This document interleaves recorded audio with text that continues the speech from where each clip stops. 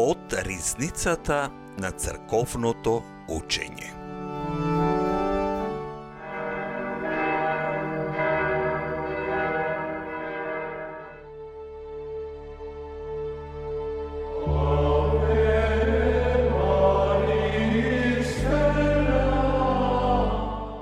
Драги слушатели на Радио Марија, слава на Исуса Христа.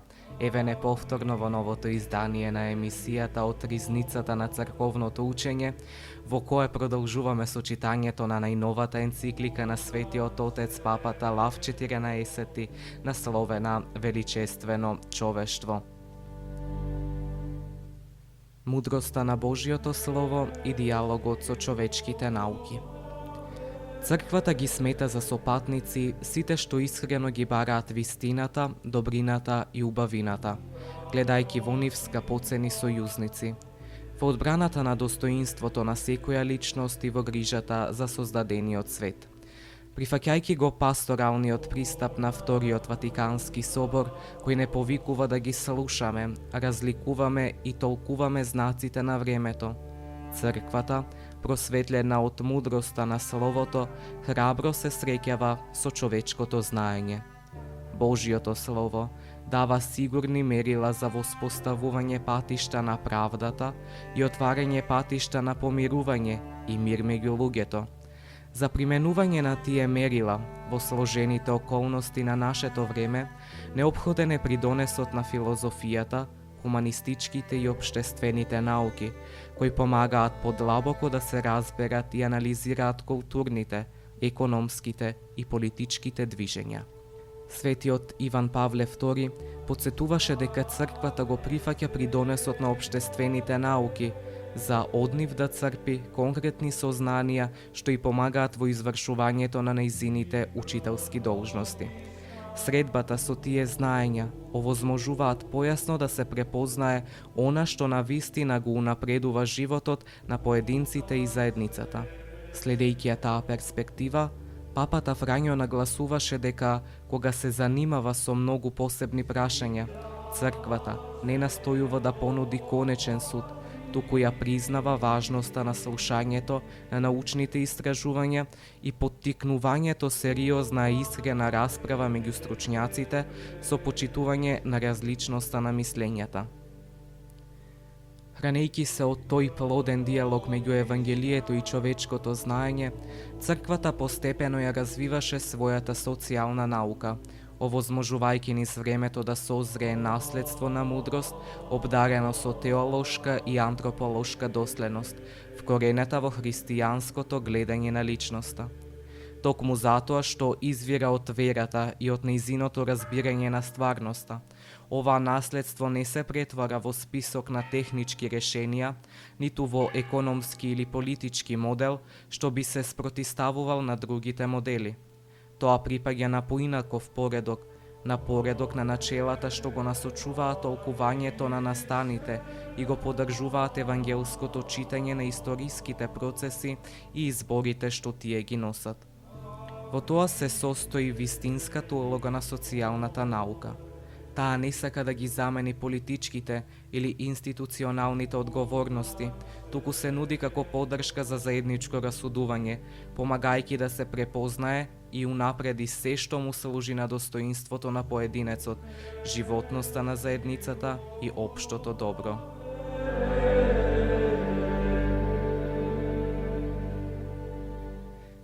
Социјалната наука како заедничко расудување.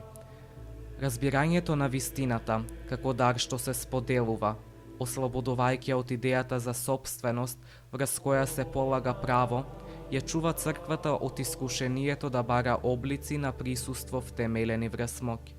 За повторно да се најде евангелски пат на кротко навестување на вистината што не се наметнува, Свети Иван Павле II повикуваше најискрено при испитување на времињата во кои се прифаќале методите на нетолеранција, па дури и насилство во служба на вистината. Во таа насока и јас потврдив дека црквата не полага право на монопол врз вистината, бидејќи вистината не е територија што треба да се брани, туку добро што треба да се споделува. Истата перспектива папата Фрањо ја сумираше со познатите зборови: времето е поважно од просторот. Најважно е да се започнуваат процеси на добро и да им се овозможи да созреваат. Така, вистината на Евангелието расте во времето, во конкретната испреплетеност на животите, заедниците и културите. Таа вистина ја прифаќа различноста и ја води, ги преобразува содирите и повторно го поврзува она што историјата настојува да го расее. Овој поим може да се прикаже и со сликата на полиедарот, облик со многу страни, во кој истата вистина на Евангелието се одразува од различни агли. Овој став на отвореност кон вистината, која истовремено е една и многообразна, длабоко ја изразува католичноста на црквата, која го опфаќа целото човечко семејство и воедно е потопена во конкретните околности на народите и културите.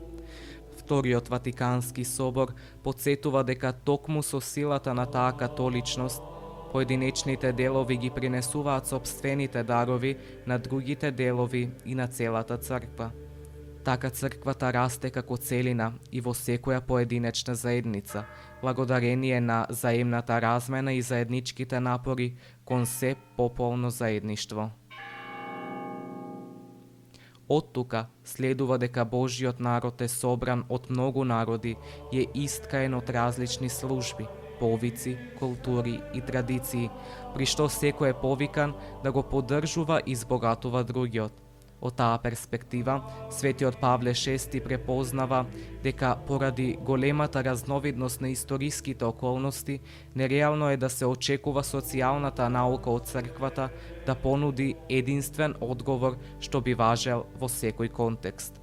Затоа, тој повика секоја христијанска заедница јасно и одговорно да ја толкува стварноста на сопствената земја. Плодната напнатост меѓу универзалноста на посланието на црквата и нејзината месна вкоренетост интимно му припаѓа на нејзиниот живот, бидејќи во секој здив ги опфаќа хоризонтите на целиот свет, како и прашањата на секоја поединечна средина во која Евангелието добива облик. Во светлината на се што беше кажано, социјалната наука на црквата се покажува во својот најавтентичен облик, како пат на заедничко расудување. Тој се раѓа од средбата на вечната вистина на Евангелието со историските прашања, дозволува да биде предизвикан од знаците на времето и се храни од придонесот на науката, културата и човечките искуства. Затоа, кога е повредено достоинството на нашите браќа и сестри, кога политиката не одговара на драмите на човештвото, кога економијата се свртува против човекот или науката ги преминува границите на својата надлежност, црквата, заедно со другите христијански конфесии и верниците од другите религии, треба да го подигне својот глас во служба на заедништвото. Вака, сватен, социјалната наука станува теологија на заедништвото во историјата, место каде што словото, што стана тело, продолжува да биде присутно преку диалогот, паметењето и пророштвото. Развојот на социјалната наука од Лав 13 до денес. Откако го изложив начинот на кој црквата е присутна во историјата и влегува во диалог со светот, сега сакам да се задржам на развојот на социјалната наука во научителството, кој од 19. век до денес ги придружуваше големите општествени преобразби. Секако нема да можам да го прикажам целото богатство на тоа учење, чии темелни начела се изложени во компендиумот на социјалната наука на црквата и дополнително продлабочени во поновото научителство. Исто така, нема да можам систематски да се озврнам на се што е разработено во енцикликите на моите починати чесни претходници, особено во Лаудато Си и Фратели Тути. Мојата намера е да нагласам некои суштински насоки за да покажам дека ова што го пишувам е во продолжение на таа традиција, а воедно и да истакнам како нејзиното непроменливо јадро на објавените вистини за човечката личност и општеството постојано се испреплетува со обновената способност да се слушаат историските околности и да се одговара на современите прашања. Затоа ќе разгледам некои од решавачките етапи на тој развој, почнувајќи од периодот што го отвори енцикликата Rerum Novarum.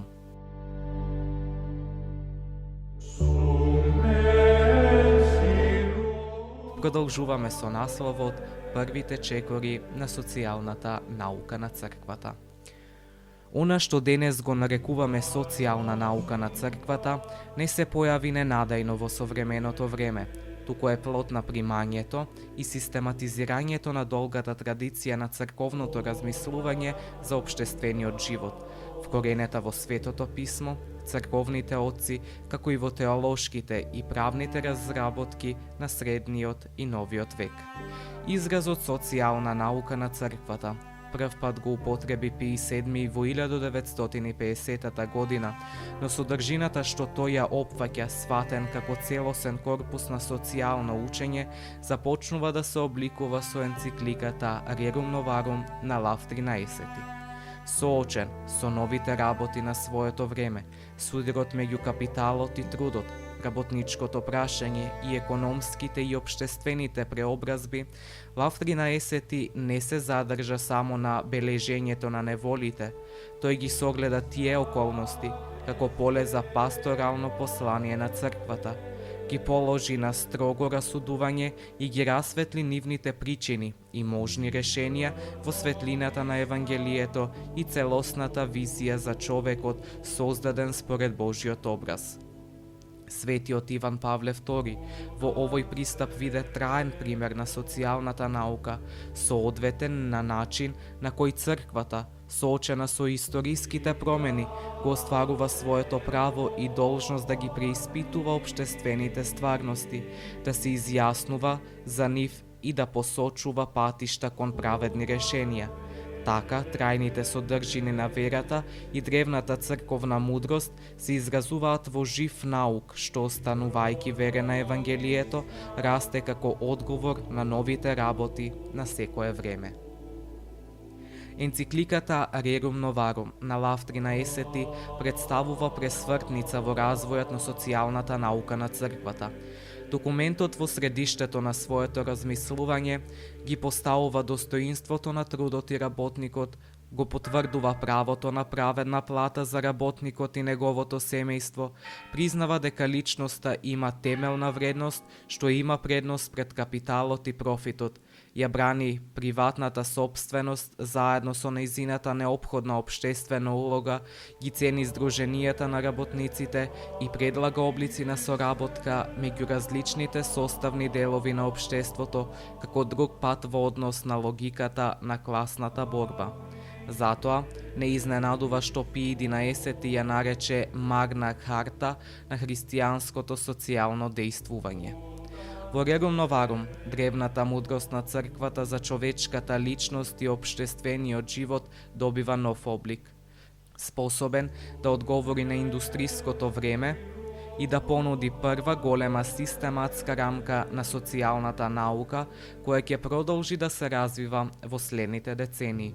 Иако, многу историски околности опишани од Лав 13 се променија и денес остануваат особено актуелни најмалку две придобивки: првенство на човечкиот труд, пред секоја исклучиво финансиска и производствена логика со внимание кон поединците и семејствата, на изложени на искористување и нераскидлива врска меѓу евангелското навестување и стремежот кон поправеден општествен поредок.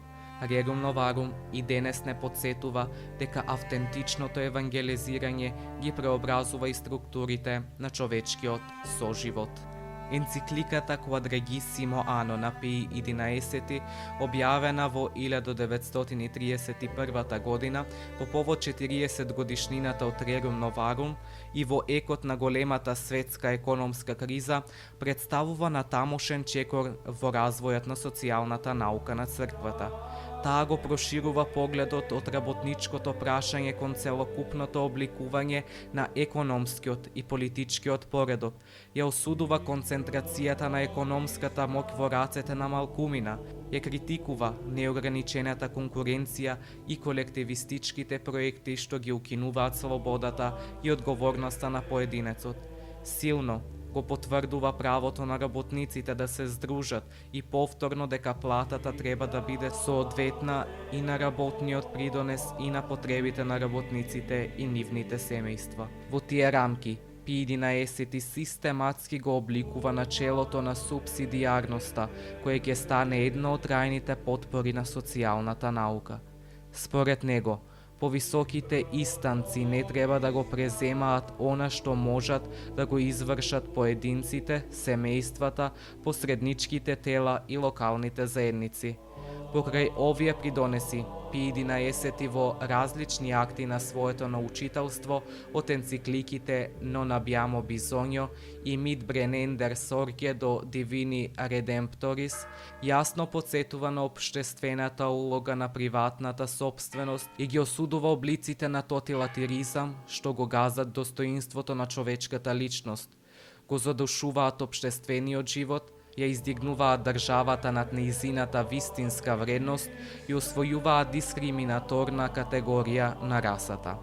И денес особено актуелни остануваат најмалку 3 сознанија од неговото социјално научителство: свеста дека неправдата ги засега и економските и институционалните структури, важноста на субсидијарноста која повикува на зајакнување на мрежата на здруженија и заедници и спречување на натамошна концентрација на моќта, како и врската меѓу достоинството на трудот, праведната плата и реалната можност семејствата да живеат достоинствен човечки живот.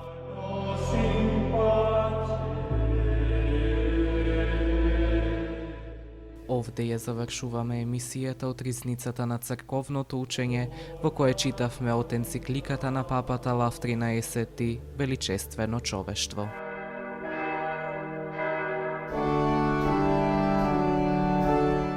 Од Ризницата на црковното учење.